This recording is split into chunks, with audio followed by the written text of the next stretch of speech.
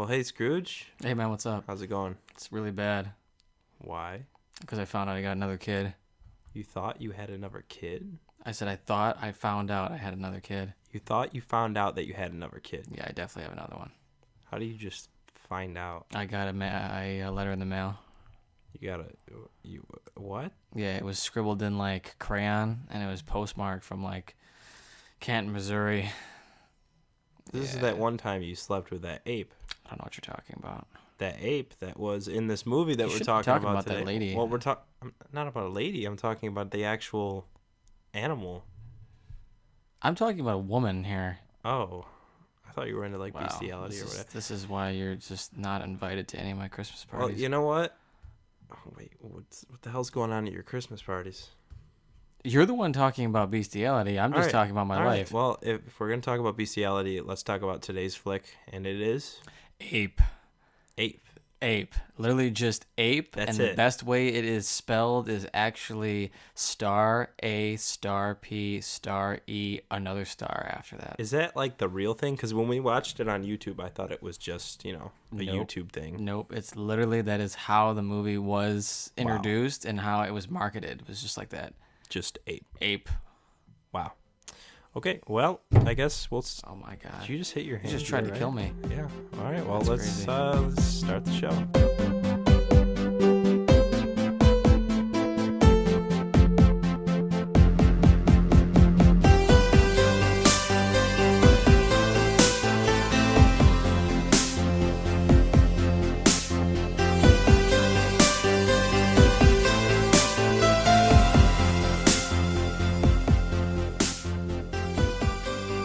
All right. Well, Scrooge, we have Ape from 1976 Yes. today. Yes. My introduction to big monster movies. Is that what they're called? Or giant monster Giant. movies? Well, Is it so if giant? you want to get super nerdy, you can pretty much use the Japanese word kaiju, which pretty much means any giant beast. So we, as giant monster nerds, love to pretty much call any monster movie that has a giant monster giant, like good enough size. I mean, because technically, when you use such a weird term, you could call a lot of things kaiju movies, like.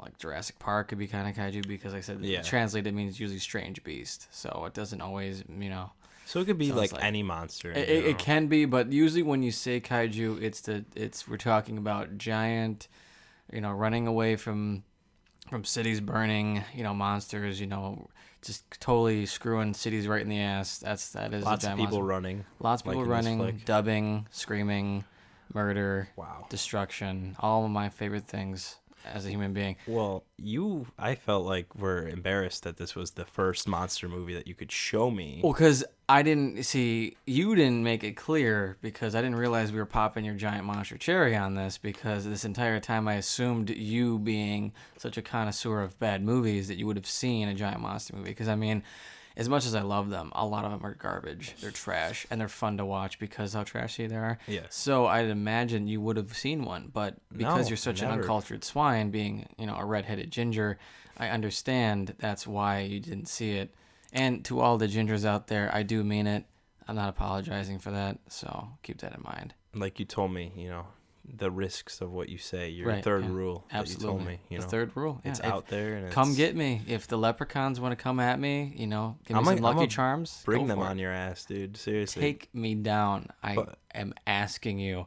Speaking of Ape, okay, where did you hear of this movie? Because I've never heard of this movie before. So, because of my background as being a giant monster nerd, I have been attending regularly a giant monster Godzilla convention for over a decade now. And I've met a lot of interesting characters, a lot of good memories. I've picked up a lot of good stuff. It's all held in Chicago, near Chicago, Illinois. And so Never heard of it. And it's because you're uncultured. We've been through this. Yeah. Like I only it's- know Ireland. That's it. Yeah, that's Ireland and any local pub. That's the same thing. Only place I know. Yeah. Wait, this isn't a pub here where we're at right now? Oh, no, we have plenty of Guinness. Don't worry, sir. Okay. Don't get upset. Don't start punching Just people. making sure. All right, go ahead. You can be as drunk as Keep you going. like. Keep going. Well, Godzilla. it's called G-Fest, and so you G-Fest. meet a lot of interesting weirdos. I feel like there's a lot of people wearing baggy pants there. Like, No, not even close. Really? No, one of the best things about conventions in general, which if any of you listening have ever been to a convention, the first thing you need to know about a convention is it's going to smell. That's what Okay? I'm saying. It's Like going to baggy smell. jeans with like No. the those old No. 90s I know what you're jeans, talking about, the but there's Jinko barely any of jeans. that. That's not it. It's just a Not it weird just grab. smells. It's just a weird grab bag of awkward people. Most of them harmless. Most of them good. Okay, well, that's good. Good, nice people that, if anything, are always just harmless. Harmless. They're harmless weird. Yeah. There's harmless weird and bad weird. There's more harmless weird than anyone else, and they're nice. They got good hearts, and they're fun to be around. So G Fest, been going there for 10 years, and so I meet a lot of weird people, and you meet a lot of weird people that know a lot about movies Ooh, and okay. giant monster movies that I've never seen before, even though I've been into it for so long. So a couple of them turn this gem of a movie onto me by vicariously always spouting the references, the lines off to it. And then my buddy showed me once the opening scene, which has become one of my now favorite bad You movie quoted that. opening scenes. Yeah, because it's just so terrible. So now when him and I get together, we always are referencing it, and we're always doing pretty much reenacting it every time. So eventually, after a while of doing that, I'm like, okay, I'm gonna sit down and actually watch this, and I did, and I've been never You the and- same ever since. But when you showed me this movie initially, you kind of like the voice tone was kind of like a little kid who's like excited to show somebody something. Yeah, because it's That's so how it bad. came off, That's yeah. why. Because it is. It's something that it needs to be experienced. Because now you've felt the gospel. It has. It has. I mean, you should have seen. You should have seen my boy AC over here. He was actually jumping in praise, and he was speaking in tongues as the gospel bad movies entered his I was spirit. holding my eyes open because I felt like I was gonna fall asleep at any minute. First of all, you fed me not only the delicious dinner that I brought over tonight, Yes, but you did. those candy and snacks. That made me, one, I was just tired off that, and two, I mean, I'm still kind of tired. Two, this movie, like I told you, made me feel high. Like I told you movement. had to bring your A game. Okay, I said you're gonna have to find the strength, the summon the strength. Did I not say that? You did. That's correct. Okay, so I warned you. I forewarning. I've been through this before, so I already have built up a tolerance towards the poison. I handled it just fine. Okay. But you got through it, and I'm proud of you. I tried my No, hardest. you did it. honestly. You got all the way through it. And don't be complaining to me about what I fed you or this and that. You know you eat it, and you know you want it. Yeah, I mean that's why this podcast exists, right? It's just to go through these kind of bad movies, and I'm actually interested. Even though I was the first one to watch this, I'm interested to see what you rate it at the end of this episode.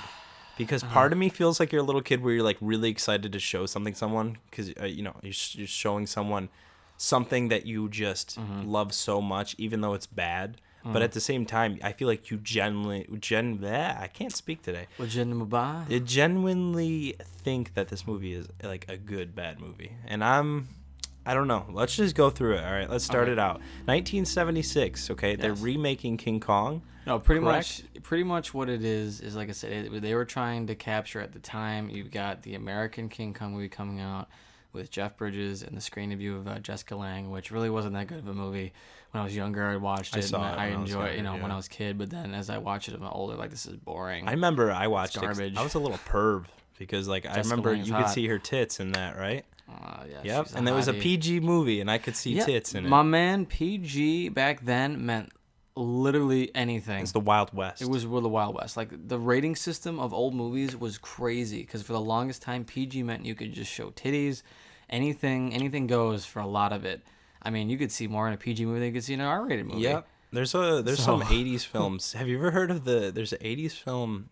Oh God, who is it? Some young actress. She was like 15 or 16.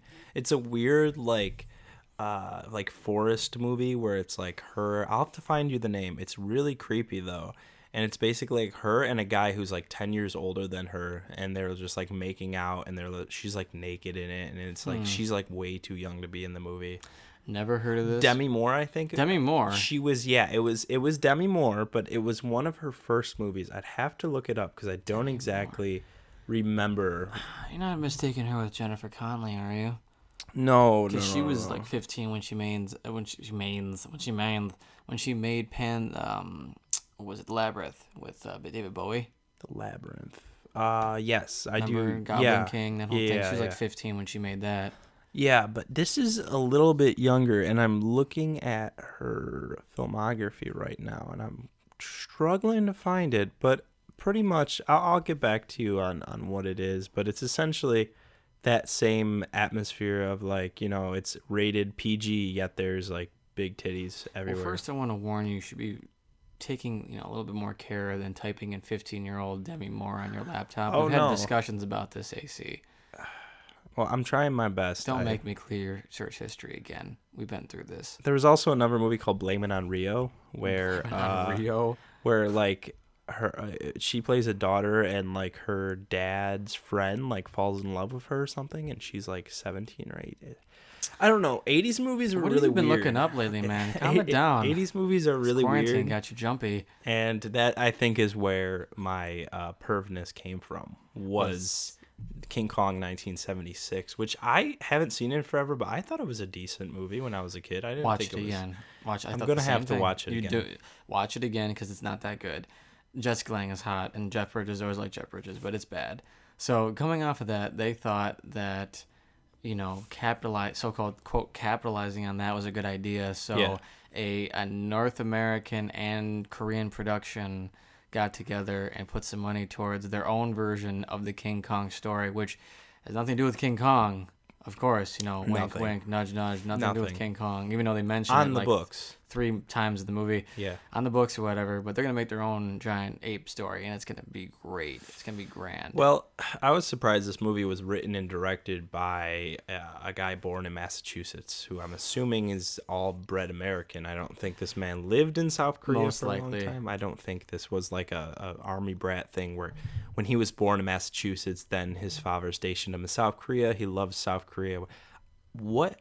I just don't know. Do you know the history of No this, idea. the production? We got a couple options. Like I said, you could either trace it to the man moved to Korea, liked it so much Yeah. that he developed friendships and business relationships and was able to do this, Mm-hmm. or he had friends in the U.S. military who are stationed there and were able to do that. Or that's really my only things, because the idea that my boy would have been like in America and thought, I'm gonna go fly to Korea to make a movie To make this, in Korea. there had to be ties. Obviously, Had to but be I don't know ties. if he'd be living in the United States though to do that. So anyway, I believe that mystery though makes this movie even worse than it is. So I like Yeah. just keeping that nice and It's filmed pretty, like, in the sense of, like, with the locations and stuff, it seems pretty official. Like, they definitely consulted with the South Korean government or whatever to make this movie. Because, like, for example, the one scene that we'll talk about a little later was the one where they're filming the second rape scene in the movie. And they're, like, in this giant, like, courtyard. It looks like an official, like, building or something like that. It looks like some kind of government building. So they definitely have because permission. most likely what they did is because if they had the U.S. military's agreement, then they probably then had the Korean government's agreement, and then also on top of it, like I said, this is Korea in the 70s. I can almost guarantee you nothing was going on in Korea at the time, so probably everybody was totally bored and Yeah. wanted to get down and doing something. Yeah. So literally this movie is, I guess the so-called quote plot is it opens up on my favorite scene, which is Jim and the captain on the SS. His name is Jim? yes. They bring it out? You didn't hear him? No. At the beginning he goes, "Oh, good evening, Jim. All quiet down below." Oh, And he's like, "Yes, sir." He just big comes boy, out of sleeping like nowhere. a kitten. Yeah, he he comes just pops out of the boat, the SS Fisher Price, toy. Yeah. Toy so boat there. they're like, it's in the middle of the night, and then Middle of the but the first thing you see though is is it the captain of the boat standing on the Captain's edge? just sitting. He's sitting on the boat, on the deck of the standing on the boat, the deck of the boat there, and he's waiting. And then just Jim, this dude, just plops himself out of the boat, comes up. They offer each other smokes, really awkwardly, and they have a really awkward conversation Yeah, about capturing this yeah. beast and how tall he is and how big he is and what they're gonna do with him. And then they're like, oh well, I just hope that the guests they put him out last that long. And then literally seconds later, after the guy said that he should be out for like 5 days or so, seconds, not even like minutes, seconds later, a giant hand just punches its way out of the boat. So I don't get that realistically. Are they transporting this ape somewhere? That's it's what- never talked about. No, again. that's the point. Is that it's most likely just snippets of King Kong, because you've never seen King Kong, which shame on you, Redbeard. Shame I on know you. about it. Don't Okay. act like I don't know Shame about on it. I you. played the Okay. PS2 game. Okay. It's one of my favorite games of all time. But remember, great the game. original King Kong was from 33. Okay. Yeah. So you have over 80 years of, Catching Kong watching failure, and you're, on your plate there. That's a rainy day. We're gonna watch. Okay. All right. Well, so that's part of the original. Yeah. Part of the original timelines of the movies is he always gets captured and he gets Yep. transported somewhere to be shown as a spectacle. So this is like a mid King Kong movie where they're taking Pretty him much. back to. It's literally New York like or just whatever. if they popped in another King Kong movie into your DVD player and for some reason it skipped like half of it. This is what this movie is. It starts off as. So that's pretty much my most entertaining scene is the opening. And then as soon as the guy goes, "Oh shit." And then Yeah, it very explodes. nonchalant and chill. The boat explodes. It doesn't just like, he just breaks out of it. It blows up, which doesn't make any sense. Then Unless there were like barrels surrounding King Kong, and then like just imagine, yeah, like they're transporting barrels, like air quotes barrels, but they actually have King Kong. what I'm would be thinking too much into a this, good though. idea to What? do that would be to show the barrels, so that way they can be like, They didn't have the money for those there's barrels. barrels. They don't have It blows money. up. What are you talking about? They don't have money Well, for this crap. speaking of money, let's talk about what happens next. So Okay. the boat blows up. Boat blows up. For some reason. There's a gorilla in the water, super wet, like almost like a costume, maybe possible. Yeah, you can't see anything. Can't see which we'll anything. talk about the lighting in this movie. So there's a wet gorilla in the water, and all of a sudden a shark fin Oh appears, and the dead net shark. comes right? the next thing, Not which dead. is No. This he's is not. not It's dead. totally not dead. The fact that it's lifeless and doesn't move doesn't mean that it's dead. It doesn't mean you're dead. No, I mean, I not know at all. plenty of people who are like lifeless, but they're still alive. Mhm. We call those in-laws. So we want to make sure that we don't insult anybody because First gingers, now in-laws. What if I was an in-law? my gingered in-law. Yeah. Then you just be the bane of my existence. That sounds like a good like sitcom. My ginger ginger in-law. in-law.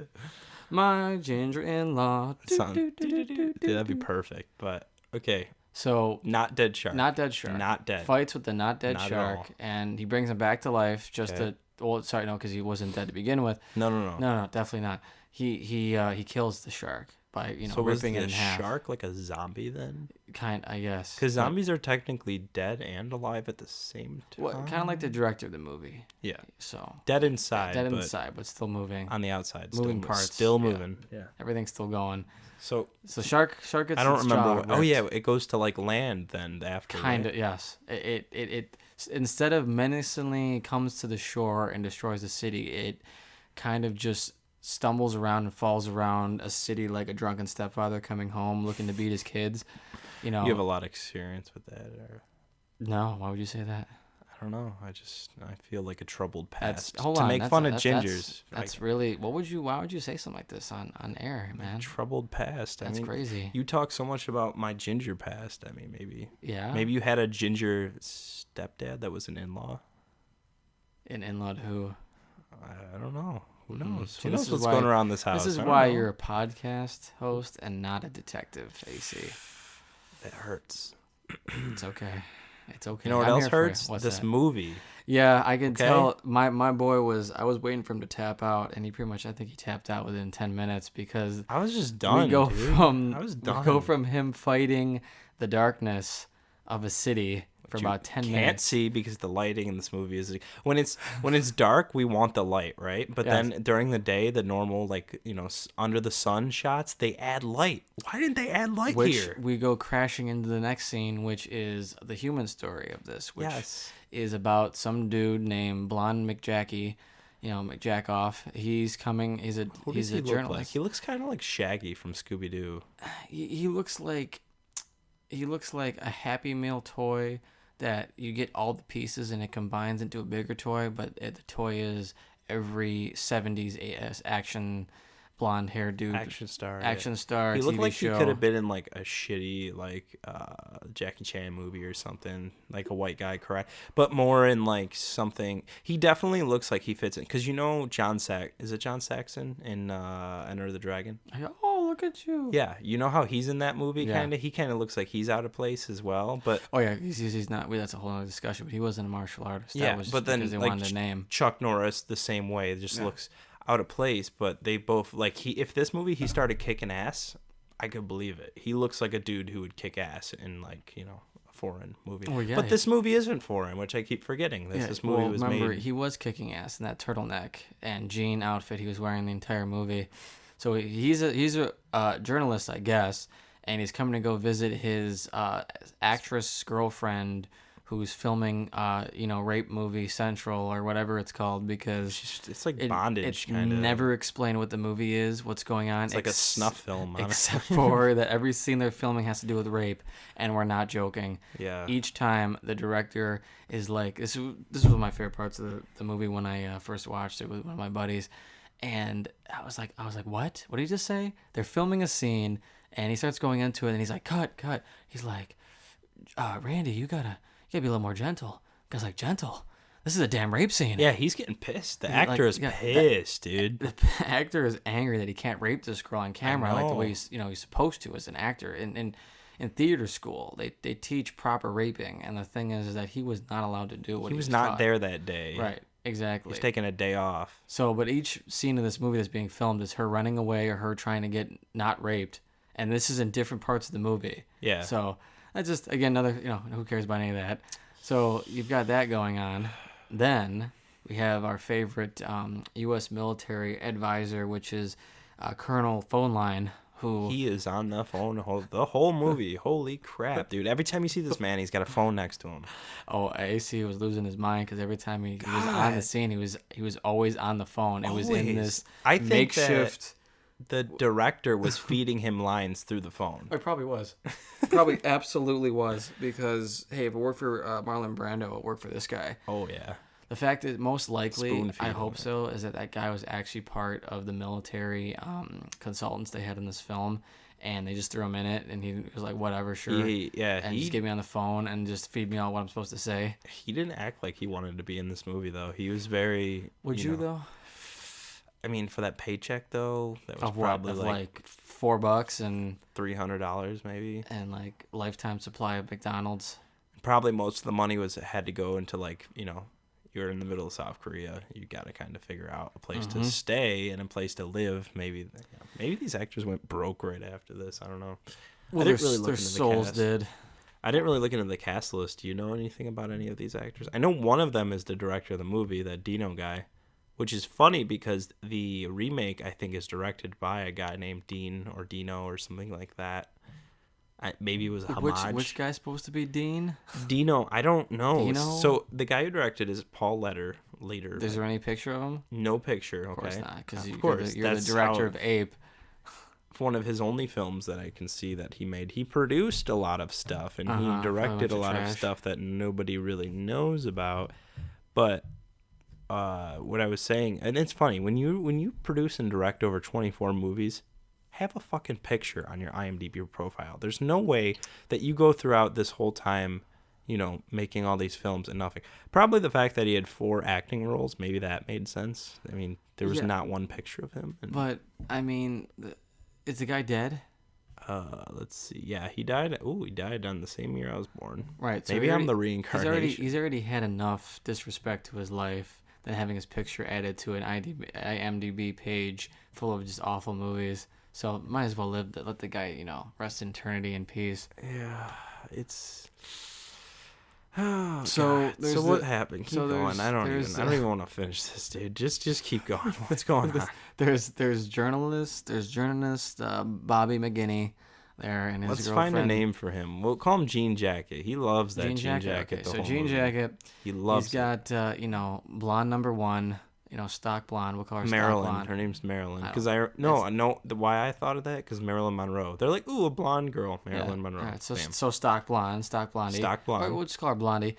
He's after Blondie, who's filming a movie, and then throughout all this, the U.S. military is just prevalent in there because this guy's got to be on the phone and be talking about things all the time. Because I guess there's an ape threat, maybe.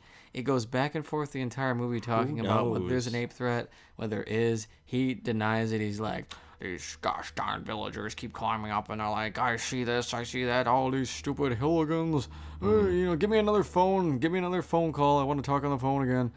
Yeah, it's just taking the phone, talking on the phone, and then leading it to another phone call. Literally, like he would And end one phone call and then tell the guy who is just waiting on him hand and foot. I think they got like a sadomasochist relationship going on there, in my opinion. well, and you might think that we're just jumping around, but that's what the movie No, does. that's literally what the movie does. So the movie starts, as we said, this dark night, whatever, the ape escape, and then it cuts to this weird exchange between, what is it, they're at the airport, so it's Blondie, stock blonde, Yep. and Jean Jacket are at the airport, Mm-hmm. and then where does it go? Because I know it goes into the military stuff, It but just then randomly start. Well, remember, because they throw in just scenes of the so-called ape mingling with people, which includes yes. the ape finding kids that just randomly run into a So closed let's Disney talk park. about that park. So these kids run into a abandoned theme park. Did you ever do that as a kid? I didn't. Oh, all the time. Like I just, I ran in there, and just started playing on abandoned, amusement rides and. But then I used what's the appeal when everything's closed? Nothing. I mean, there's a slide there too. What kind of yeah, amusement park had a slide? there's an in? amusement park and then a park in it with a playground, and they're playing in that. And I guess Why is that closed then? That should not be closed if it's just a random park, And then you've got this, I guess the teacher or someone who was supposed to be supervising this kid shows up, and by that happens, then all of a sudden the ape comes out, and they're like, ah, and he's like, oh, Yeah. and he's just like, kids. And this ape looks bad. Oh, dude. it's amazing. Oh my god! You were saying you could see the human eyes in this. Yeah. It's just a guy. Anybody who appreciates suit. like good costume design and special effects can tell you that obviously what you're trying to do with monsters is you're trying to mask the human as much as possible. Trying to convey a monster who has nothing to do with human form. It's not like it's some kind of like human animal hybrid. It's supposed to be a complete animal by itself, and you can see fucking human eyeballs. That means that they're wearing some cheap ass like Party City suit. My favorite part is it's got the big milk dud titties that are just like, I don't think they actually like, they might be permanent markered on. Something. And as you watch in bed, something you'll notice in bed, the Japanese word is tokusatsu. Tokusatsu means practical effects. Mm-hmm. So that's usually to describe TV shows or movies from Japan or whatever that have miniatures, costumes, and whatever. One of the best things you can do while watching those is seeing how bad of a movie it is by looking at the suits.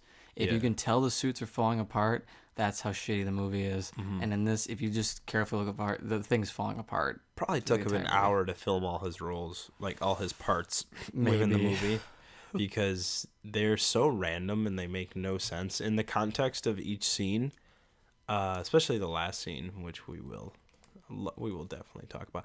But like, I don't know, for this being my first giant monster movie, I'm so sorry. In a sense, though, I get what they tried to manipulate back in the day, like you said, like different camera angles, like making it look like the monster is not human, whatever. There's so much better ways of doing it. Yes, and the close-ups of the face where the eyes are kind of like sunken in, where you could just tell that it's definitely a mask. It reminds me of in the Twilight Zone, the one episode with the pig faces. Have you ever seen that before? Yeah, a long time ago, but I know what you're talking about. It's kind of like that, or like, it's just some dude wearing a mask. That's it. That's it, Which is the whole point of those kind of practical effect movies is to do everything to hide that. It's to keep the illusion going of that it is just men in suits, or it is just that it is just puppets or whatever they're using for it. Because even in like really high budgeted movies back in the 80s, 90s, for the longest time, they were doing the same techniques. It wasn't like Hollywood just all of a sudden started doing CGI. I mean, they started off and they still do some practical. Some now not CG as much. is so much cheaper now. That's a almost dying trade, which sucks. It's more of a stylized thing now. People really will sucks, do though. it. It really sucks because it's so much work. It puts people out of work. There's so many hundreds of people that are artists that don't have any work or don't have as much work because they don't need them. And that could be a whole another different podcast. But so the whole idea is to get rid of that illusion, to keep that illusion of that these are monsters. They're definitely not people in suits, but this one's like, nah, don't even worry about it. No, even the sets, dude. The sets, as I kept pointing out, that is a model. That looks like a toy. Oh yeah, I mean, most of the time you can, but again, you try to hide as best you can. So you hide it, because because it should take me saying, "Hey, that's a set," and then you'd be like, "What? It was a set? That's crazy." Instead of just like, "Yeah, that's a set." Well, That's a set. there's that one part I remember he's stepping on buildings, and it looks like when I stepped on a Lego when I was a kid. Yep. He lifts his foot up, and then he puts it down, and then he like looks at his foot and puts it down, like just like slowly, like it's like when I was a kid and I would like kick my toys around or whatever, step on something like by accident. It's just wow. Fantastic, right? It's childlike, honestly. I also wrote right here that the whole movie feels like the beginning of a movie. Yeah, you said that. You were still saying that into the final minutes of the movie. And this whole intro part feels like a beginning. There's no, you know how you can feel in a movie where it goes from the beginning like into like the middle part or the climax, whatever. You know, you could feel it move. You could feel it like move into that direction. This movie is just like, all right, just like waiting for it to eventually get somewhere. That is the torture of watching Ape. Yeah. That is, you look up to the heavens and you just say, God, please, if it's my time's now, take me now, do it quick, make it quick. And then you realize nothing's coming because you're gonna have to finish the entire movie. The cinematography is so bad in this. Oh, my favorite is you were complaining about how lazy the cameraman was. The cameraman is just sitting in the same position. The only thing does a pan, or he like looks around with the camera. He's always in the same spot. Like a good movie like this should use kind of like a POV, especially when we find out that Jean Jacket and the girl, when he somehow knows where she is. So let's get to that part. So So the kids randomly, there's a scene with the kids randomly, playing in the park, and then it just keeps the same cycle of literally like the three like same scenes, which is monkeying around. Yeah. Then the Colonel dude on the phone, literally, and then it's just the film set, film set with the reporter and the chick just literally rotating those three kind of scenes. It's just back and forth the entire time. It cuts in with like extras getting attacked by the ape. And by attacked, we mean in the loosest sense. They're just running, and we don't even see them interact. You'll see the legs. Let me get your opinion on the most important part of this film, which is the ground baking. God, that's. You're hungry again? We just ate. I'm a fat ass. What do you expect? Okay, groundbreaking. Okay. Groundbreaking. We got this. I got this. My mouth is working. Groundbreaking. 3D. What do you think of the film's groundbreaking 3D like you said, special effects? I looked it up too. This movie was shot in, I forgot what they call it. Of course, I'm not going to remember this because it's something I really don't care that much about to remember. But all right here, it's called a Space Vision 3D lens. Ooh, and it fancy. says, here's the trivia. The camera shown being used on the set of a martial arts movie. So at one part in the movie, in the beginning, the long-ass beginning, there's a shot of them. And I was like, this has got to be a movie set. Because then part of me is, though, like, is this what they do in South Korea? They just fight with, what are those, like, axes and hatchets and all this kind of stuff? So you're saying that people of Asian descent just randomly do martial arts. I thought that's what this movie was portraying to me. That's kind of crazy. I thought this is what. Wow, they also just are good at math too, huh?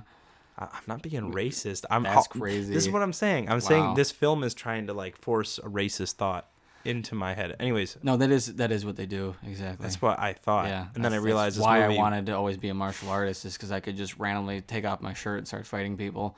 Isn't that why you do it? Right, this is what I said. That's exactly why I wanted to be a martial artist. Oh, okay. I thought you were being But sarcastic. yeah, literally, but you caught it right because it turns right into a film set, and they're filming some weird ass. Well, this movie's directed by a guy named Paul, so I thought maybe that this Paul douchebag was gonna like be like, oh, look at these random Asian people in South Korea fighting in the desert. But then I was like, this is a movie. This has got to be a movie, And then it turns out to be a movie, and then then the legs come down. And then while they're fighting, we can't forget using the Space Vision 3D lens. So when they're filming that scene and then they show like the cameramen of the set, apparently that's the actual 3D camera that they used, the same piece of equipment that they used to shoot this movie. Is it? That's how lazy they were. They didn't want to go. The best part is how much did you enjoy they had two ways to do the 3D. Which was literally throwing like shoving objects into the camera, or using like a pulley system, they would pull things towards the camera. So like when we were talking about that scene, the villagers fighting back, they were using arrows, flaming arrows. And then those arrows would just like slowly like they were drag. literally attached to a string, and they were just being pulled towards the camera. Well, that was like the rocks at the end when he keeps throwing the rocks at the tanks. It's the same way of like it's so lazy looking. They probably sped it up because it looks so awkward. Oh, yeah, most of the time it's like shaking. Like if you were to throw something in the air, does it just shake and slowly move? I guess from the sheer power of my hand. It's from years of wanking. Anyways, Friday the 13th Part 3 was actually shot the same way because they were like Friday the 13th. Never seen them. Part I've only 3, seen the remake. 3D, Part 3D. You know, part the 3D. third movie is supposed to be like the 3D one. It was like the mid 80s, so it was like perfect timing for it. I think it was like 83 or 84. Mm-hmm. But it was like the perfect, and it's the same thing though in that movie. There's one shot of a yo-yo, just like slowly dipping down into Towards the the camera. camera. Yeah, and you're like looking up, and it's just like, why would a camera be look? It's literally there for it. Same part. So stupid. He throws like a giant, kind of like that spear thing he had when they were fighting on the martial arts thing. Same thing, throws it at the camera and it does the slow move, just like in the. My God. What? Maybe they were inspired by this movie, but like, what entices you to say like, you know? I never understood 3D because I was like, if you're making a 3D movie, then you have to have those gimmicks. There's, you know, you can't like shoot a normal film in 3D and expect everything to look 3D. No, that's why it's been such a crap like thing to do, and I think. When you said why do people think about it, it's because it's all about money. That's literally the only reason why 3D ever became a thing was because of money. Yeah. And when I think about it, really the only thing 3D related that kind of worked has been IMAX, really, watching movies in IMAX with the glasses on, because there's plenty of times where you could see the movies on the screen, but they didn't have the actual experience without the glasses. You know what I'm talking about? Yeah, so I saw Gravity in 3D, which was pretty cool. Yeah, you remember that movie? I did actually. I saw it too, and that was the last time I want to watch it again because it was it was good, good, but wasn't it good? It definitely wouldn't watch it again, but I felt like the CGI looked awesome, like outer space and everything looked really cool. Do you know how I wanted to become an actor? This is a little off center, but this is exactly literally the moment when I wanted to become an actor. I realized I wanted to be an actor. Saw George Clooney in the middle of space. Well, no, there's a picture of George Clooney in my bedroom, and I realized that I wanted to. That's a different. No, okay, yeah. What's the other one? Was that I was watching Avatar, 2009. The 2009, movie the or movie the Avatar, TV series? the movie Avatar. Okay, the blue people. I was watching Avatar for years. I've always wanted to be an actor, or be in acting, and because I love movies. But I was watching Avatar with my brother in IMAX down in New York City, and we were watching it during the ball dropping of that year. So it was becoming 2010. But I remember just sitting there in the theater with the glasses on, and the opening shot was when. Because I haven't seen the movie in years, the opening shot was in this like chamber of a spaceship where they were all waking people up from a sleep. Yeah. But the pure spectacle of that made me literally sit there and go, "This is exactly what I want to do with my life." Like what do you mean pure spectacle? Like the pure spectacle of how it looked visually with the special effects and the experience of sitting and watching there, because it was just this giant white chamber with like this almost like just a giant warehouse of a ship, where people were all waking up out of their cryogenic sleep in the scene. But like they said, the spectacle of seeing it was like, this is what I actually want to do with my life. And so the best part about so it's like when that kind of stuff can happen with 3D, that's great. But guess what? How many times can you name 3D going well? That's probably about it for me. Besides that, everything else that's been 3D has been absolute shit, because mostly what happens is what you're saying is that they either don't film it with the right equipment to begin with and the right gimmicks. They'll try to convert it to 3D. Yeah, make it. Which shouldn't happen, because that does nothing. That's literally wasting like another $10 million on a movie after it's already been made. And Have you seen, though, there are movies, I think I saw The Hunger Games was like this, where it's not actually in 3D. They don't actually film it with a 3D camera, but they would still like sell it as 3D. I'm not even joking. So you mean it has nothing in it, but they say it's 3D? Yeah, I had that experience one time. It was at the IMAX, and it was I should have said something, but I didn't, because I was a dumb 14-year-old kid, and I just wanted I wanted to just get out. It was like a Friday night. I just wanted to get out and see a movie. And I remember it was the first Hunger Games, and we saw it, and I just remember it was touted as a 3D movie, but there was nothing 3D about it. I think it was just the IMAX experience, and they wanted. And I remember wearing the glasses, and I'm like, what's the hell's what's that point? No, that might be no. That might. I think that's what we're talking about. Is that it's not. It's the IMAX experience with the glasses. That's not really 3D. It's literally not just enhanced. actually. Yeah, It's just literally because it's been God so long with everything that's going on. They dropped that shit though quick. I don't think there's like any 3D movies anymore. I can't remember because one, it's been a long time since it's been a theater because of all this stuff going on. Yeah, and then two, even before that, it was a long time since I was in an IMAX theater watching something. So I think the prices for IMAX tickets were like at least 16, 18 bucks. But before that, I think they were like 20 something. That was with the IMAX experience. So now that you're making me think about it, I don't think I've seen one in an IMAX theater that was enhanced like that. They haven't done the glasses in a while. No, it's just regular 2D. So it's a really hit or miss with 3D. Most of the time, it's a mess. Like, except for ones, like, because there are experiences that you got to experience, like in IMAX. Yeah, I've heard Pacific Rim in 3D, or I don't know if it was 3D, but it was in IMAX, and I heard Pacific Rim is unbelievable in the theaters. That was actually, I had the opportunity to watch that opening night at the Godzilla convention on Thursday. Nice. So it was 2013. Couldn't have been with a better crowd of just a bunch of screaming, smelly nerds that just had raging Godzilla boners that they just couldn't keep in their pants, and I was just short stroking it as much as I could. Who directed that? That was Guillermo del Toro. Wow. Yeah. Okay. He's a huge, like an actual Godzilla fan. Like the dude. Yeah, I've seen videos of him in Japan. That'd be cool when he's visited, and when that fat bastard was in Buffalo. Okay. Yeah, he was. I wanted to meet him because I would have given him a Godzilla figure.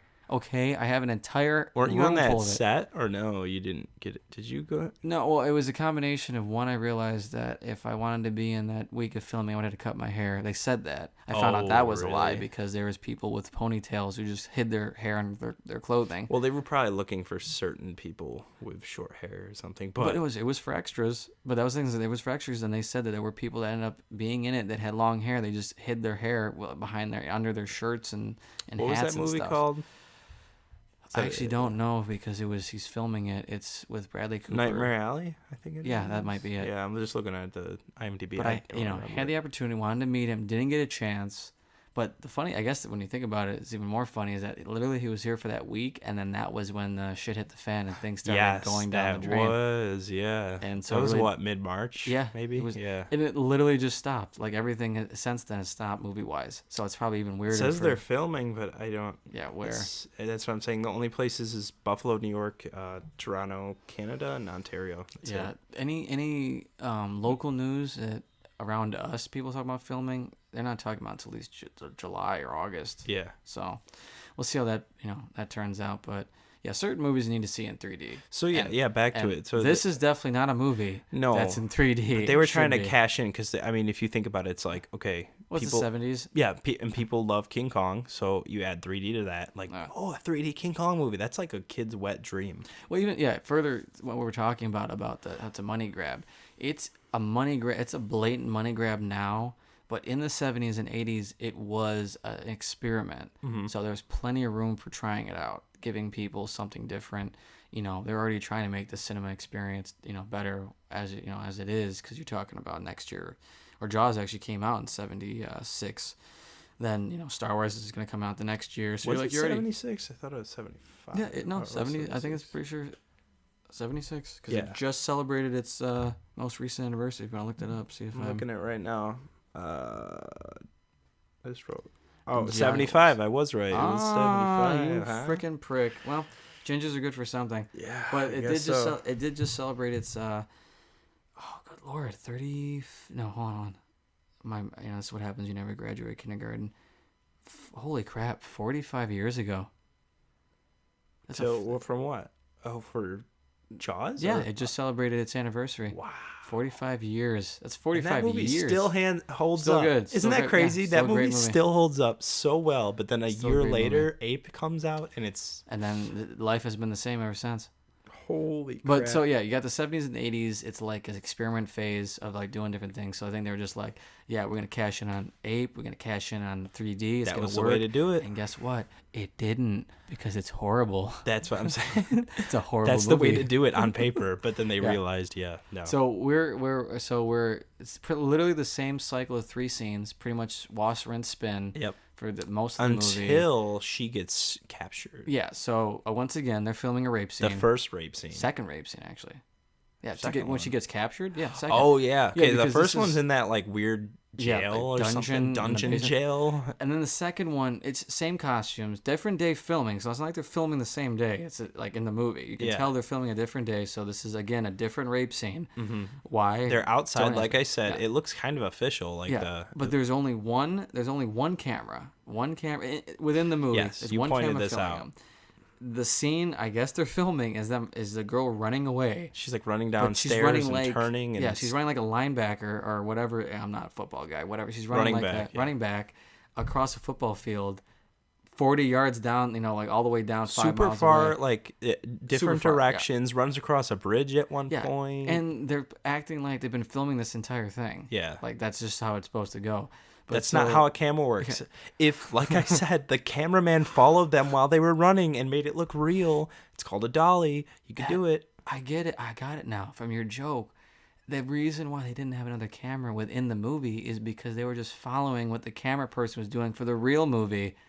They were getting tips from the fake movie. No, for real. No, the other way. That literally they were probably going off of how the camera guy was doing it for APE, which was not going anywhere. Yeah. Was just sitting in one spot and filming. So that's exactly what they did. Like with I said, the fake movie. Those cameras that are shooting them. The one part where she's running down and she gets taken by the ape, like. That part, maybe that camera, they shared it both for the fake movie and the real movie. Like, oh, that's okay. Yeah, so like they're filming second unit. Yeah, second unit, and this footage they're using for the fake movie and the real movie. Or this could just be a bad movie. I mean, that's also well. You see, that's that bushy, bright-eyed, bushy-tailed optimism of UAC, where you're just always looking for the good and bad. Bad movie people like YK Kim and they Miami suck Connection. They just suck big balls, and that's what happens. My favorite actor in this movie, because I stick up. AC will be well known as a guy who sticks up for people in bad movies. You gotta respect the man. What's the dude's? I don't know. Like I said, I don't remember one name except Marilyn,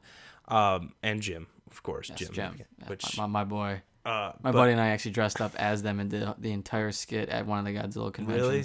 Yeah, because we just loved how stupid it was. So we did it in front of a huge crowd and line for line. And we had someone pretend to be the ape. He put on a really awful mask, and we threw a fake plushy shark at him to wrestle. So it was really great. stupid.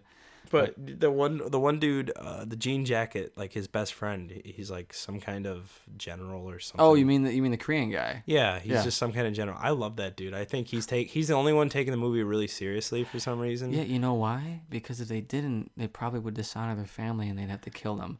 That'd be like seppuku in front of the camera. But I don't know, dude.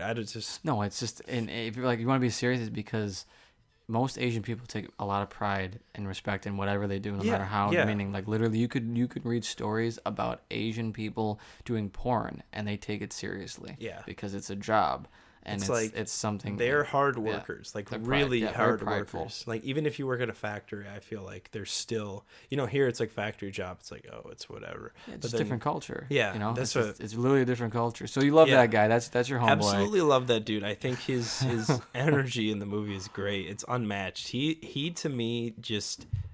I feel like he thought this was maybe his break. Like he was ready to, like this would help him get into Hollywood or something. God. You know how, when you think about it, how much of a sad thought that is, kind of though, AC. That APE will help you get into the film industry. That's definitely no. Think about how many bad movies. Just visualize with me for a second here. Okay. Like Wolf. Like G, like rated G. Visualize with me, okay? Okay. Clear your search history for this one. I was just thinking. So no, but so visualize. Think about you're an up-and-coming actress or actor, and you're like, man, if I just could get in a movie and do my thing, I'm gonna finally make it. I'm gonna finally do my thing. And Wolf Boy. I just keep thinking Wolf Boy, the This movie is- that we were in that didn't do which anything. it was, but if it wasn't for Wolf Boy, we wouldn't be We'd sitting never met. here, Yep. and I wouldn't have not known you for it was 3 years. No, 3 years is like yeah, that. 2017. But so you're sitting there, you're thinking, Okay. you're an actress, you're an actor. It's my next big break. Finally, I've been waiting. I'm gonna be in this movie. Think about how many bad movies that we've watched, either separately or together, where people have said this to themselves, thinking the movie they were in was what was gonna be that thing that finally broke them. When I'm sorry, honey child, that nothing was gonna be happening with this kind of trash. But I think because people are humans, I cannot like say there's no way that they did not at some point someone say that to themselves, that they think that, because they're on a movie and they're in a movie and they're, like major characters in it, that like this is their big break or something. I would not be surprised that every happened actor though believes that.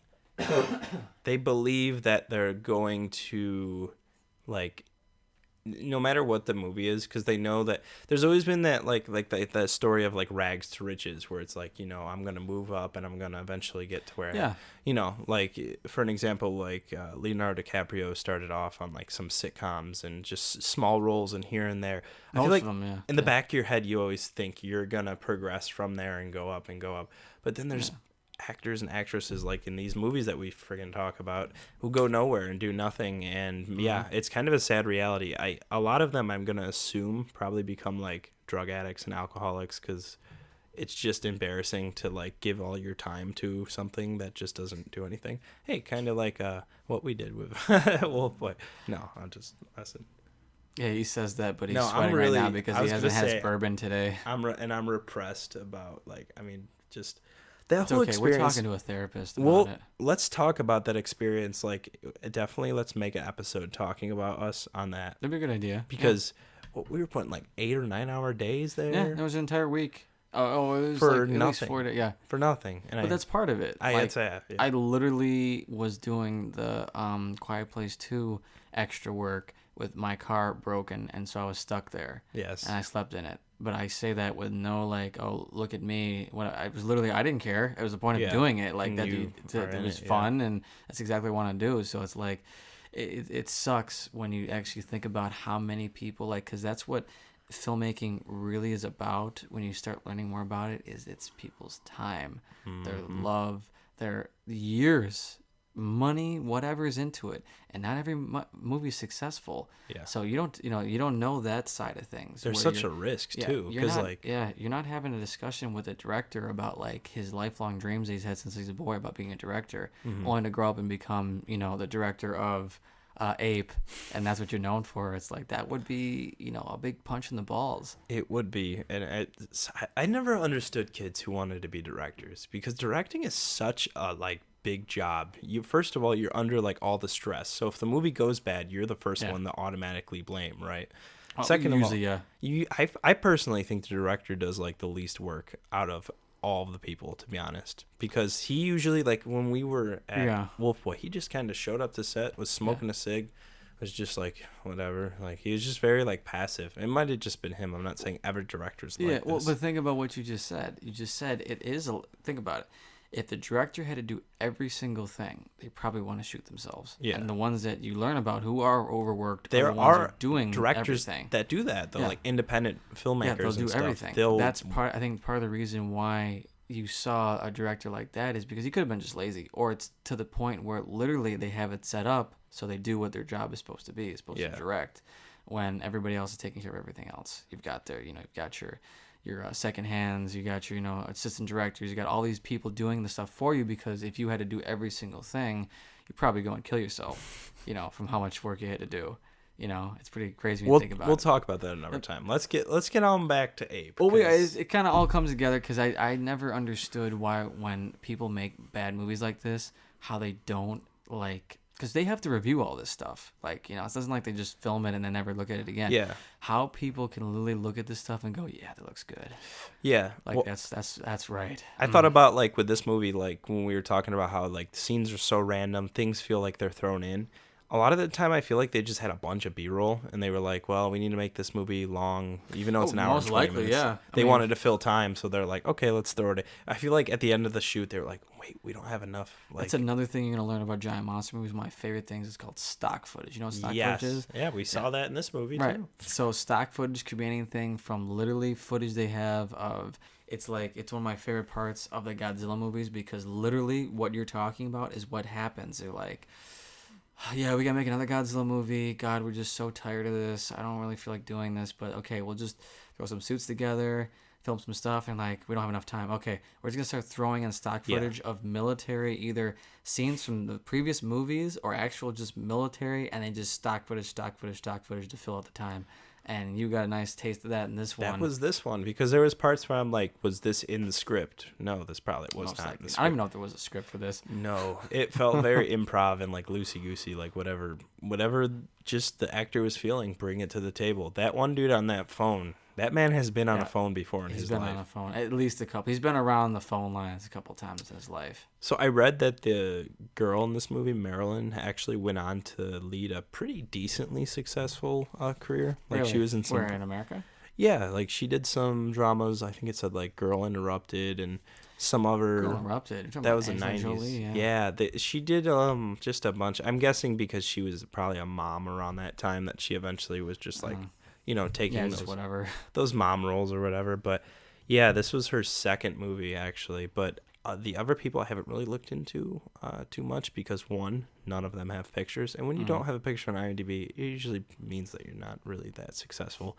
But you can actually reverse that because I know a lot of people from Buffalo that have pictures on there and have done almost nothing. Yeah. So. Well, see, no disrespect. Well, actually, all the disrespect. Usually that means you got a big ego. Yeah. We know a lot of them. We worked with a lot of them. We're sitting at the table with one of them. Yeah. I'm talking about myself. Yeah, of course. I'm 90% ego. The rest is hair. But so... Yeah. enough about me. We are not, because I feel like we don't want to talk about this movie because it's so think about bad. it's you because you need help. It's okay. I'm gonna get you through this. Okay. Just take a deep right. breath. It's okay. So we've been interesting. I take it away hope from you're us. still listening out there because we have not talked about Ape in like 20 minutes. We have enough. Briefly. But okay, so Marilyn gets picked up by the ape, okay? Yes, he's like, so then he takes him to like a... Hey, baby. He takes her to like a cave or something? Well, okay, so let's get even further. So they're filming a raping. They're raping and a filming. Yep. And she literally just runs out the front door, downstairs, like 40 yards away from the camera. And for some reason, the ape is just there.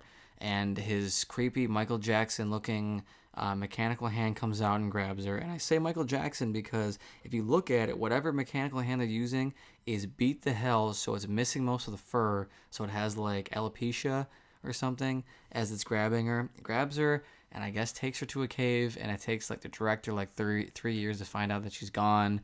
Then he's running through like a zoo to call somebody to say, hey, she's been taken. Yeah. And then they're like... they're just patrolling the area, military, so whatever. So they get their intention, they get involved, and then they come over to the ape with his cave or whatever, and they start master blasting him with some stuff. He drops her into like a cave for some reason. And she willingly goes. She just jumps off and yeah. She willingly goes and is just like, oh. She's cool about it. I'll get out of the way because I don't want to get hurt. And she gets under there, and then he like puts his hand into the cave, trying to pull her back out. And then she starts screaming for no reason. Which these cuts are so bad because it's his hand going in. You don't even see her like you don't, obviously you don't see her because it's a guy in a gorilla suit. But he's like putting his hand in. He's like moving it around. Oh, here's it's the same screaming. Yep, the same thing repeated over and over, and like. Technically, they could have just like took her like body. I've seen them do this in like older movies, and then they'll like shrink it down and then just put it in the frame or something like that, like layer the frame over the frame, so you can see her in the cave while he's putting his hand in. There'll be shots from the hand, whatever, to her in the cave, to the hand grabbing in the cave, to her in the cave. It goes back and forth, and it's like obviously, it's not really, it's not really going into that cave. It's not like she's not actually in there to be screaming. So then she comes out, and then he starts to get attacked. So she gets saved by Jean Jacket Boy, who knows exactly where she She is. is. Literally a long ass shot of him running, but throughout this entire thing, the so-called attack is literally them just like throwing smoke or stuff at him, and he's just doing like interpretive dance, like flailing, going back around, dancing, and then he ends up smacking 2 helicopters, which leads to one of the best parts of the movie, which is where the ape, the primate, the monkey, gives the helicopter the finger. The finger, yeah. Literally Which just... is, you look up ape and you see the picture. I think that's where I saw it. Literally just goes... Yeah. and gives a finger to the down helicopter. Makes no sense. But most likely, probably when the Americans told the Korean people, like you were saying, they were laughing and saying, "This is gonna be really funny." Make it human. Yeah. Like you said, one thing about King Kong that like makes you sympathize with King Kong is he's like kind of human. The only thing they show a human in this movie is, one, he's horny for that girl. 2, he's dancing at one weird part where he's just like kind of flailing his arms and having fun, and he whatever. And then it's this part where he shows like aggression. So you know what shows that he's most human? What? The human eyeballs that you see through the suit. You that know usually exactly shows the that most he's... Well, because what I was trying to say is like, because you haven't seen King Kong, the idea is that by the end of the movie you sympathize with it, that it's not it is an animal. Humans that are the one that are it's an animal, the monsters, and the humans have been the monsters harassing it over the so that's the idea. Yeah, they were like, oh hey, we're gonna do that, but without any character or depth. So let's just pick out a couple things and throw it in there, and then you're gonna automatically side with. Which I don't. At the end of this movie, I think Ape is a douche. Why do you keep thinking? Oh, the Ape is still a douche. Ape is, it does nothing. It just literally just destroys douche. stuff. He's not. They try to make him seem like he's a human, but he's not. He's just walking around punishing villages and. Well, so oh my God, how much died? There's Ape coming under the table. Pummelging. I don't even know if that's a word. Pillaging. Pummelging. Pummel. We don't really worry about actual words here. Words don't matter on the Real Men of Action. No, they don't. That's why it's spelled real, as in REEL, because we don't actually know how to spell. That was part of the problem. And then we realized it was a pun, and then we were like, oh, look how clever we are. So he escapes with Chica Blondie, and then he puts her in some weird geisha's house in the city where she just entertains her children with puppets for literally the next 20 minutes while her children laugh maniacally. On the way there, though, you forgot an important part where he is judging her driving or something. Oh, yeah, that's right. She is judging his driving. I think he's driving, right? Yes, I think he's driving, and she says like, stop, you're going to get us both killed. And they're like driving like super slow on an empty road. It's like, it's busy everywhere else except for the road they're driving on. And to AC's credit, it's literally just a cameraman shot of tracking this car, driving away onto a bridge, not even following it. No, the car disappears for like 10 or 15 seconds, so you just hear them talking into the microphone. Which is just them recording their lines. They're in the studio, just post recording. Oh my God, it's so stupid. Yeah, you gotta follow that car if you're gonna do this. It's not hard to put a camera on the back of a car, but it was obviously. I mean, if Steven Spielberg a year before could go out in the middle of the ocean and do this, I think they could do this, but that's asking too much of Ape. We should write any surviving members of Ape and tell them that they should have done this and their lives would have turned out better. They'll be happy to hear that, that people are still watching this movie, and the fact that you can watch this for free on YouTube. Well, you want to know? I would never pay for this. Well, great, because there's a Blu-ray copy. No way, they actually. I'm not kidding you. No, dude, I've heard the thing of like. They're putting anything on Blu-ray. I've heard this in a podcast I listen to. They're putting anything on Blu-ray like they used to put anything on VHS. It's like, why did this need a Blu-ray release? Because there's people like us that either are glutton for punishment, or like I told you, the reason why I know about it is because some of my friends I know, they enjoyed watching it for how bad it is. So they bought the Blu-ray. Yeah, they bought the Blu-ray, of course. Almost like a tongue-in-cheek joke. I actually want to buy the Blu-ray, to be honest. You should, because it's almost like a collectible. So I can, and so the fact that I can see what the hell's going on in this movie, because like we said at the beginning, you can barely see what's going on in the beginning shots because it's so dark. Then during the day, especially when they shoot in the movie and stuff, which is weird. So like in the movie that they're shooting in the film, they don't really do it. But when the shots of when you first see Blondie and Jean Jacket at the airport and they're talking, their faces are lit up super bright. And like I said, I was like, are they in front of a green screen or something? You thought, but no, it's just literally just so It bright. looks so fake because they're so bright. They're like popping out, and then But a Blu-ray, maybe they correct it.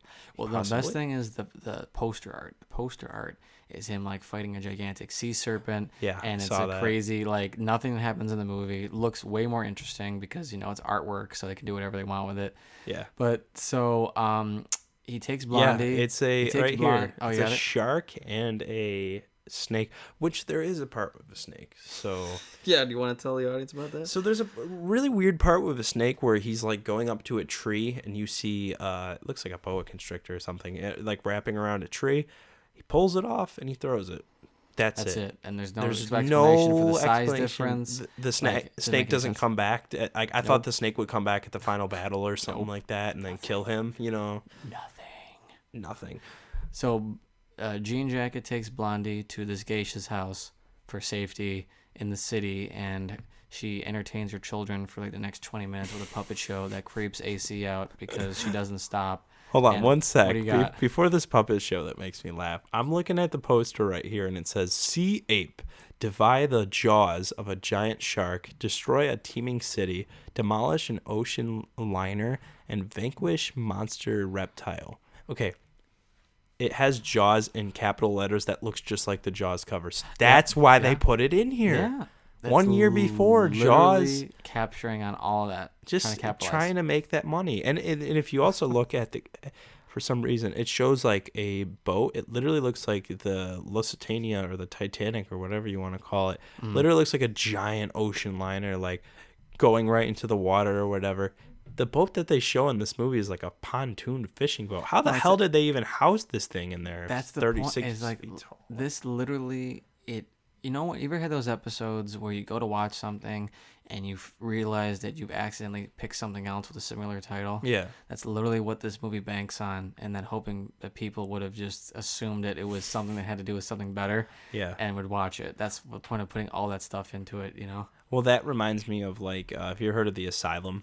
Oh yeah, Yeah, God. they I make- watched like 15 minutes of Atlantic Rim, which was which is Pacific parody. Rim. God, I wanted to kill myself. But that's what they do, is especially when, going to video rental stores were popular, you're in the video store, you see this, you're like, oh, that's the movie that, sometimes they'll directly take the name from No, them. that's literally was a marketing ploy to get people to think, oh, well, it looks like this, so it must it's be the definitely, same. or it's a sequel or Or it's whatever. a and then it was a lie. Netflix is the same way, and that's what I think makes them so big is dumbass families, especially stupid moms and dads who are putting this on the TV, who think, oh, I in my house alone, my mom's like the same way too. They'll just find something and they'll just watch it, like no matter what it is. It's, No matter what. like, I can't do that. Like those Hallmark movies and crap too that are just really terrible to suffer me through. now. Yeah, and but back to Ape, because God, we're going on tangents with this It's freaking okay thing. because AC he needs to get it out. He's very angry today. I'm very proud of you. Very angry. It put me through a lot today. It's all that the Chinese food, and was then so that good. the Chinese food and that candy finally got the anger out, and you're like the angry leprechaun. It got to, yeah. So he gets right. he puts Blondie in this quote safe house with this geisha with this woman who just keeps putting on a puppet show. Yeah, they show her earlier in the movie for some weird Doing the reason. same thing. Yeah, and there's no explanation. We don't Nothing. know who this lady is. Then we do find out that it is the Jean Jacket's friend's wife. Yes. Only when it's convenient. The guy that I like in the Yeah, film. your his- homeboy. Yeah, Shout his out. wife, who looks a little bit younger than him, looks like 10 years younger, but who knows? I don't know. So it's she's like there, she's but doing a puppet show for kids who are they're laughing there, maniacally yeah. the entire time. Don't change. They just continue to laugh. It's just the same thing of her just dancing the puppet in the same motion. Gets kind of creepy, and that doesn't change. Then, as they're just hanging, chilling, then Ape comes out of nowhere and literally just starts walking around. Slowly walks around. He's remember, I forgot. He's introduced, which I forgot about this scene, where this weird ass American businessman is paying for sexual services with looks like a teenager. Yeah, you were pointing this out, yeah. I don't remember. It's been a little bit since I watched the movie fully, and I was like, I don't remember that. Yikes, yeah. That's a big yikes because she's. I mean, a lot of Asian chicks look younger than they are. Yeah. But she looked kind of young, and she looked kind of like a schoolgirl. So that was really weird. That scene. She So that was really nice and awkward. I that was like, really what is weird. going on in this scene too? Because it's like at first it's like it looks like it's consensual and they're like together like boyfriend girlfriend, Yeah. and then he gets he lays on the bed and she's like, no, I don't wanna. You gotta wait or something like Yeah, that. and then she starts taking her clothes off And again. then- as like, yeah. what the fuck? What's going on here? Like, there's conflicting. First there's rape, then there's not rape, and then it's just like everyone's cool. And then there's a monkey who's horny. Who just stares through the window horny. and he He's looks at he actually looks at the guy and he's like, you see this? Like he's just like, you see what's going He's on? like, how you doing? So he literally spends the next couple minutes Breaks just that walking building. around punching things. Yep. Literally just punches the Very buildings. slow. As the costume's falling apart, it looks like he's 9 months pregnant. Yeah, he's like bloated. The suit's bloated. He finally finds our homie, who during this entire time, the woman's still playing the puppet show, not even noticing that there's a giant ape destroying everything. And like you wouldn't hear any of that, but that's fine. What do I know? No, they're distracted digress. by this amazing puppet Puppet show show. that the wife is putting together because I guess they don't have a television Or anything else to do. I guess they're, that's what, Army general wives do in their Sometimes children. you You gotta. So Especially that, imagine doing that when you have a guest over. Like, that'd just be so creepy. If I was invited over to your house and say your mom came out and just started doing a puppet show with the weird manonette or whatever those are called, mannequins, marionette. there you go, marionettes, and she just started doing that, and you were just laughing the entire time, I'd find the exit and I'd find it fast because that would just creep me the hell out. It was. Oh my god. It was really weird. It's just like, is this? But because in my head I was thinking, okay, foreign director, maybe they think that's what American audiences would expect South Korean to do or whatever. But then I realized it's directed by an American dude named Paul. Paul's such a I bad kept name. thinking this was like a foreign film because it feels like it. Well, it did say produced by. It was not just Paul. It was also there's a Korean guy. But he was hired, obviously, by a Korean. But it's probably the two together Yeah. that were making it weird together. But then why does it say that it's written by him? I don't get that. Because By Paul? Screenplay says it's by Paul. Well, it could be because remember, just because you write something and direct it doesn't mean because producers and executive producers They might usually edit have it they have like the final say most of the time. That's Like, what I'm saying. something They'll I learned, edit. yeah. They'll start look at it fixing and things. change it. Yeah, because they're the ones that are financing it. So what they say usually goes Like because some they got awkward the money. dialogue. Like the one he's like, we'll have some conversations Yeah, together. we're gonna get together, have some. We're gonna have dinner, have some conversations. It's like, I guess. Yeah. So that's weird. he finds Blondie finally, So, yeah. grabs her awkwardly, and then they have they get ready for a final showdown on this, I guess, mountaintop. So where- the guy on the phone, the whole movie has wanted them to attack Fine, the let's gorilla. kill Of him. course, the Do it. Americans want to kill. Yeah. So then eventually he just sits down and he's like blown away. He's like, "Yep, they're gonna kill him." We're gonna kill that hairy son of a bitch. And then lights up a cigarette. Like that one part with the cigarette was the best, That where he was. like talks to that Korean general. So he talks to like a Korean general like halfway through the movie or captain or whatever, and then he's like, "Oh, He says, "Sir, what about the cigarettes." press?" And he says, "I don't care about the press. I'm gonna smoke this goddamn cigarette." Smoke this cigarette." So he was saying that like he didn't smoke for a while. It's that classic like movie trope of like I'm picking up a habit again, Uh-huh. kind of like an Airplane. He's like bad time to quit drinking and all that kind of stuff. It's like when shit hits the fan, you got to pull out the bad habits. Yeah, it's great, and he totally plays it to a T. So he does that, smokes, talks on the phone, but the entire time he's talking, he's like, "He wants to kill this ape. Let's do it, please. I want to do it. Kill it, kill it." They say no. I want him alive. Finally, he gets the call, and he's like, just "Kill sits that down and hairy son of a bitch." Yep. And so we get nothing but stock footage of U.S. military vehicles for like 5 minutes. Yep. The Doing same their thing, shots, same like shots, you over said. and over So again. they would take a shot of like an airplane and guys getting out, or not an airplane, helicopter, guys getting out of it, and then cut to something else, like maybe a Hummer or Jeep. tank, whatever it is, tank, driving by, and then it would cut back to the same shot Same that we shot, just yep. saw, because Yep. they didn't have enough time to shoot more stuff, and like we said, probably the Army was happy to shoot this movie because you were like in the 70s, South Korea. Yep, nothing to do. And Americans there, I don't think there's nothing going on there, so they're excited to shoot this. The first shot in the movie actually has that dedication that I almost missed, and you pointed at it. What did it say? Like, thanks I'd say we'd to like to thank the U.S. military for their involvement and using all their stuff or whatever. It was Yeah. just a nice little. And I think the army's happy Insert. to serve because, like we said, it's kind of like propaganda. It just shows off for them. Yeah, it shows. Yeah, they think it's a good advertising thing. No matter what the Yeah, movie is. no matter what. No matter, in They this case, no matter probably- how bad it is, they think that any press is good press. Yeah. So they prepare for this final showdown. The ape is just standing there doing an interpretive dance on a mountaintop, Yeah, pulling he the is chick. like and floating he's just- around, flailing his like, arms. He's on like flower acid, I child. think. Yeah, that's what I'm saying. He's like on acid, just floating around, and they start shooting at him, and it's just a barrage of the same gunfire. Yep. 3D gunfire. 3D gunfire of them running in and forcibly pushing the barrel of the gun into the camera in different awkward because ways. a rifle is going to take down a 36-foot gorilla, correct? They can. Well, that's one of my favorite That's what you were tropes. saying, You're talking about tropes with movies. When it comes to giant monster movies, it is almost a tradition that no matter how many times traditional weapons fail in giant monster movies, they continue to use them. Doesn't matter. Yep. Almost every movie I can tell you with giant monsters almost always has a scene against the military or some kind of force that tries to take it down, and it's always the same. Weapons never work because they never will because it's giant. It always takes something bigger. Yep. So this is one of the best scenes though of the last fight is when they send in like a squad of soldiers and they literally run in every direction shooting. Yep. They'll shoot and then they'll run. And then they kept running. and then They were just keep shooting every running. direction. They just kept running. Like it didn't make any sense. No. Like why would they be? They're not shooting at the monkey. And then helicopters just flying over the top, and then like it's like they're like dangling like fake toy model like Yeah, the helicopters toy model's coming over them. down.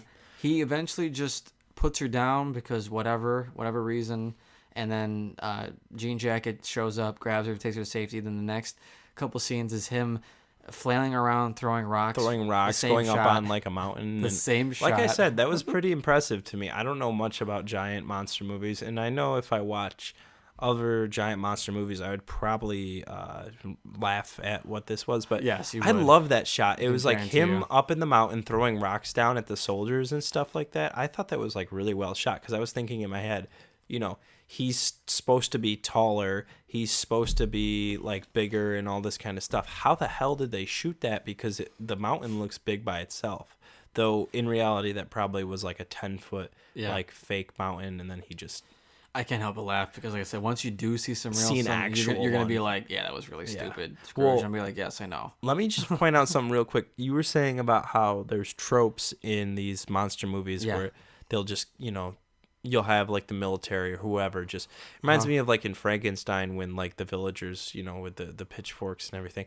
It also reminds me because I will let everybody know every single episode that, you're a monster movie fan. I am a horror movie fan, specifically Italian horror. And Italian horror, no matter what, any kind of horror actually, nobody thinks logically, and that's like their kind of trope. It's like, oh, this house is haunted. Let's like ghost house. Let's just stay in it and keep coming back. You mean La Casa 3? La Casa 3. My apologies. And it's like, let's not get the hell out of there. That's how I feel like in this movie. It's the same thing. It's just like, why are we sending guys with guns that are almost useless on the like you're threatening lives in the sense. It's like tradition, like I said. That's- Literally yeah. like in strategic wise, because I made actual like real talks with my buddies about like actual like strategic wise watching these movies, like even newer ones. So not like even just the cheesy ones, the newer ones. Like literally, it is stupid that they do it in these movies. That there's a giant monster who's like hundreds of meters tall, and there's a dude running up and shooting with a rifle. Yeah. It's literally not going to do anything. What It's going to the kill them. hell? I But think it's just been it's- tradition. It's just like it. Like I said, I can't think of a giant monster movie I've seen that didn't have some scene with it battling the military. And I also think there's something about people just want to feel useful too. I feel like they also throw them because not every Yeah. soldier is going to be in some kind of tank or something. So they just want to feel like they're doing something by shooting at They it. want to show that it's like the military. uniformity, Yeah, the military wants to like just look cool no matter what. But okay, so they end up killing him, obviously. Yeah, it was. It takes like 10 minutes. It's literally him that flying is- around, flying. That 10 He's- minutes. So he's we swaying. we paused the movie at like 10 minutes because I had to go pee, and I come back and he's like, okay, Scrooge is like, AC, you got 10 more minutes. I'm like, okay. About like 4 or 5 minutes in, I couldn't even tell. I was like, this is the longest 10 minutes of my entire life. Holy crap. He this is held the out like a trooper. slowest paced. There's no action whatsoever. Like I said, still shots of everything. So the camera's just sitting there, and then all the action's supposed to be happening. And yeah, he dies, and I don't even think they explain what happened to Marilyn in Jean Jacket. No, they do. Literally, it They was just, just like, kiss a and ham hug? It was a ham-fisted. He's been getting shot at by helicopters, by rifles, by cannons, and nothing's phasing him. Not a single thing. Then a tank comes up closer and That shoots him small tank, it looks like shoots the him size of a four shoe. times, and he just starts literally spitting blood everywhere. And then he does like the William Shatner death. That was the where best effect though in the movie. The blood. The blood. Yeah. It was like and then he Popped the cherry. dies a William Shatner death where he's just Yeah. swaying, overacting, taking like 40 years. He finally goes down. Everybody's just like, that's it. And AC's what was favorite the- guy. No, I was gonna say AC's favorite guy gets back in his Jeep, and there's a dude in the Jeep who looks like he's dead. He's a driver. kind of just like Mouth monotone. agape. He's just like, Yeah. can't believe that he had to deal with all this shit. Yep. Then the final shot is them trying to channel King Kong by him, Jean Jacket saying something stupid. He said that because this entire time she turns into being like, oh my God, why are they shooting him? He's so nice. He's so real. He's my But she friend." doesn't show that because she's Nothing. also terrified of him at parts. So we don't get. She literally just changes. There's no completely flips. intimate part. There's no part where like Ape picks her up and then they go back to his little hut and then he offers her a banana so we know that he's human. There's nothing like that. There's Wow, banana, huh? That's crazy. with an ape, of course. That's wow. That's really prejudicial. What? I don't know if I can not allowed continue to this eat. podcast. No, apes are not allowed to eat Oh my God, I can't believe it. bananas. Oh, I'm sorry, a 10-foot banana, not an actual banana. 10? Now you're saying they got only big bananas?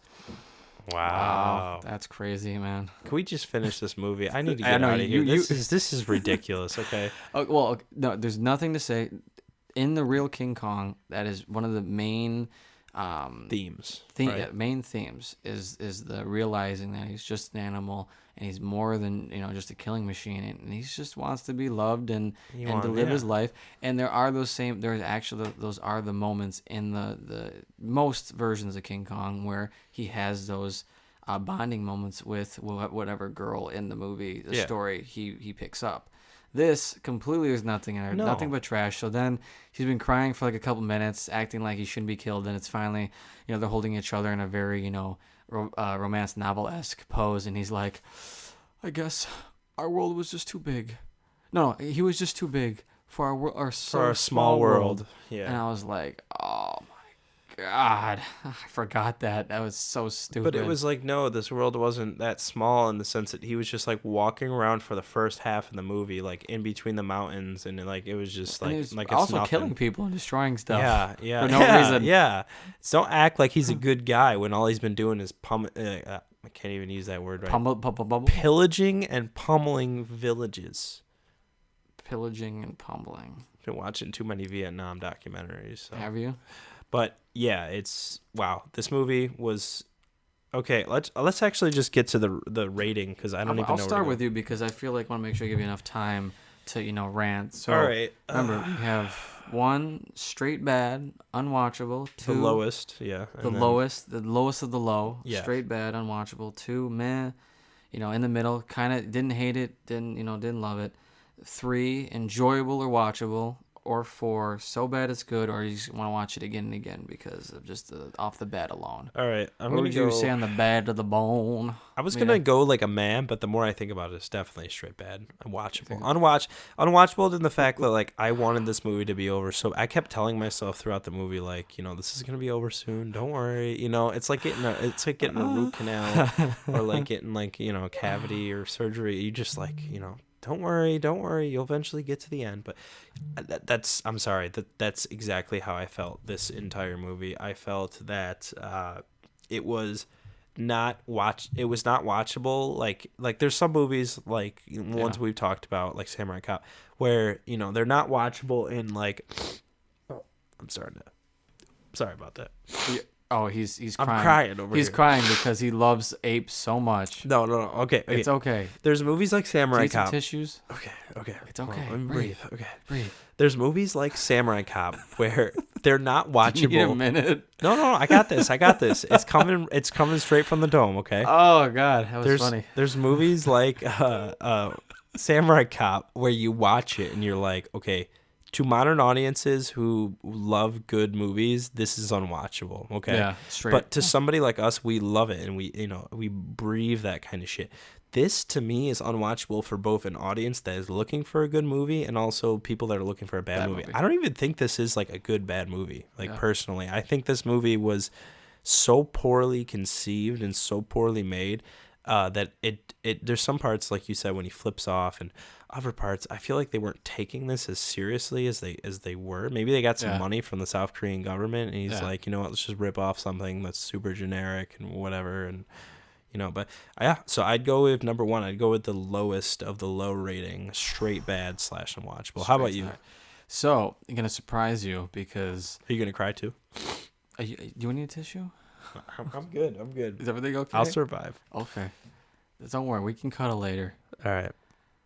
Go ahead. I mean, we can talk about it like men. Sorry. So I'm going to surprise you, and I'm going to tell you, actually, my rating is between 1 and 2. So let me tell you.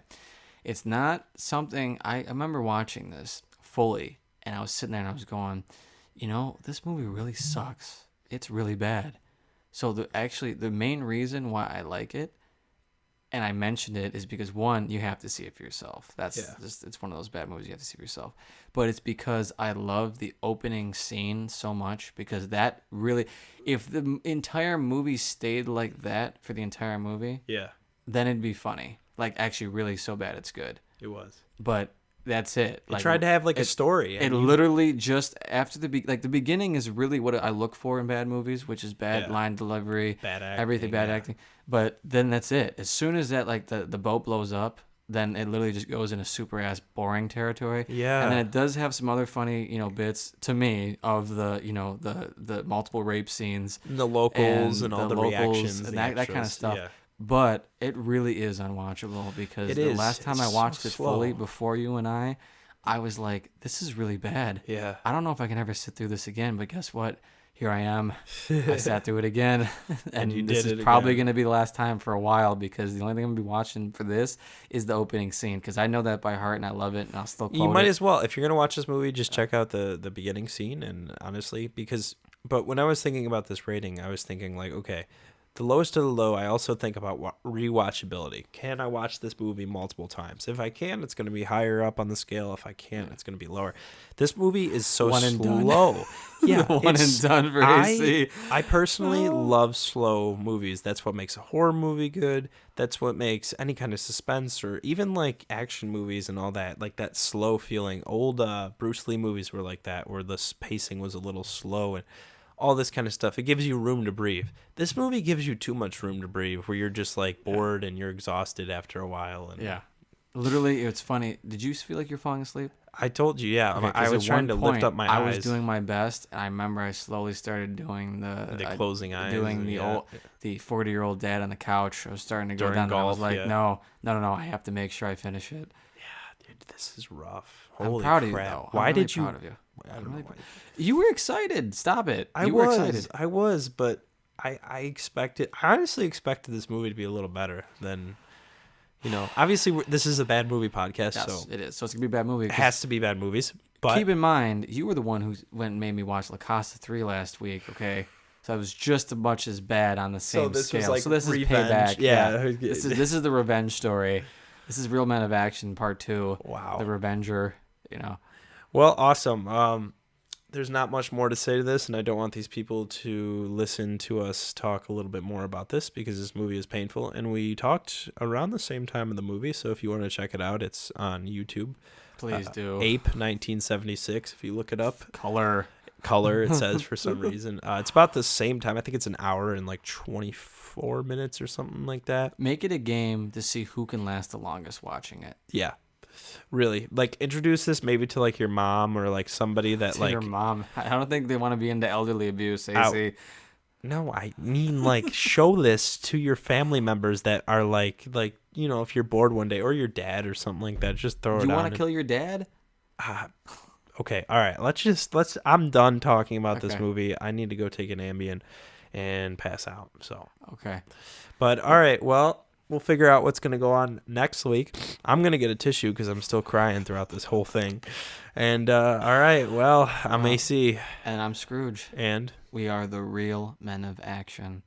You know, I was just thinking about that though, AC, about bananas.